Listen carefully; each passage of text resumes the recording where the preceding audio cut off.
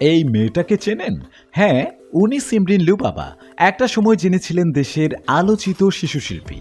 গান, modelling, cinema সবখানে দাপিয়ে বেড়ানো সেই ছোট্ট মুখটা আজ বলছে, আমি মিডিয়াতে থাকবো যদি ইসলামিক সীমার মধ্যে থাকতে পারি। না পারলে একদিন মিডিয়াকেও গুড বাই বলে দিব। মাত্র 1 বছরের মধ্যে জীবনটাই উল্টে গেছে তার। ফেসবুকে নিজের ভেরিফাইড আইডিতে একখানা পোস্ট দিয়ে সবাইকে চমকে দিল লুবাবা। সে জানায়, আমি যেই ব্র্যান্ডগুলোর সঙ্গে কাজ করি তারা জানে নামাজের টাইম হলে আমি আগে নামাজ পড়ি, তারপর ক্যামেরার সামনে যাই। এই পরিবর্তন শুধু আল্লাহর জন্য, কাউকে দেখানোর জন্য না। কিন্তু সবাই কি এই চেঞ্জ মেনে নিচ্ছে? না। লুবাবা জানায়, এখনো কিছু মানুষ আছেন যারা তার বিরুদ্ধে অপপ্রচার চালায়, মিথ্যে কথা বলে, বুলিং করে, আর সে সবসময় সেগুলো ইগনোর করেই চলে। আমি চাই না আমার থেকে কেউ খারাপ কিছু শিখুক। আমি চাই আমার জীবনটা হোক ইসলামিক কন্টেন্ট তৈরির জন্য নিবেদিত। আর যদি না পারি তাহলে মিডিয়াকেও বিদায় জানাবো চিরতরে।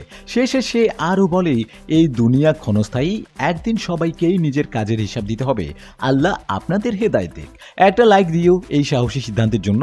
ধর্মের পথে ফেরা কখনো সহজ না, বাট লুবাবা প্রমাণ করে দিলেও ইচ্ছে থাকলে পথ হয়।